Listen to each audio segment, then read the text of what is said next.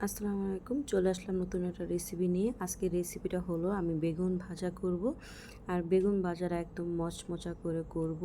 আমার সঙ্গে থাকেন এবং পুরো ভিডিও দেখেন। এখানে আমি অনেকগুলো ফ্রেশ বেগুন নিয়ে নিছি আর এগুলো দেশি বেগুন। বেগুনগুলোকে এখন কেটে আমি পরিষ্কার করে নেব।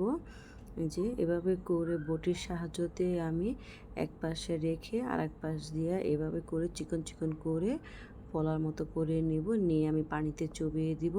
আর এভাবে করে পোকাগুলো চেক করে নেব। সবকটা বেগুনই ফ্রেশ, তারপর চেক করে নিতে হবে। আর এরকম করে পানিতে ভিজায় দেখেন বেগুনগুলি ফুলে গেছে একদম ফুলের মতো। আর এরকমই থাকবে। এখন আমি কি কি মশলা মাখবো দেখা দিব। পানি ঝরায় নিয়ে নিছি। আর লাগবে অনেকগুলি কর্নফ্লাওয়ার।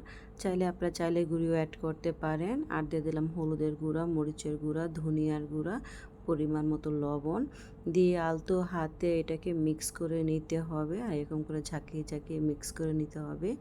নিয়ে আমি কোনো পানি অ্যাড করব না, এভাবে করে রেখে দিব 20 মিনিট। তারপরে দেখবেন বেগুনটা কেমন হয়ে যায়। এই যে দেখছেন একদম এখন ভিজা ভিজা হয়ে গেছে। এখন বেগুনগুলি আমি ফ্রাই করে নিব। আর চুলায় আমি ফ্রাই প্যানে তেল দিয়ে তেলটা গরম করে নিচ্ছি। এখন এক পিস করে আমি সব কটা বেগুন দিয়ে দিব। দিয়ে মিডিয়াম আছে আমি ডাইখা রেখে দিলাম। 10 মিনিট পর চলে আসতেছি। 10 মিনিট হয়ে গেল। এখন আমি বেগুনগুলা উল্টিয়ে দিব এই পিঠ। আর এভাবে করে বেগুনগুলি ভাজলে গরম ভাত দিয়ে এই বেগুনগুলি খাইতে অনেক স্বাদ, যা বলার বাহিরে। আর কর্নফ্লাওয়ার কি চালের গুঁড়ি দিয়ে ভাজলে বেগুনগুলিও একদম মচমচা থাকে। এখন আমি আরও 5 মিনিট ঢেকে রেখে দিলাম। এই যে বেগুনগুলি আমার এই পিঠও হয়ে গেছে। এখন আমি আবার একটু উল্টিয়ে এই পিঠটাও ফ্রাই করে নিব। একদম আমার বেগুন ফ্রাই করাটা হয়ে গেছে। আর এইভাবে আমি আর 5 মিনিটের মতো ফ্রাই করে নিব।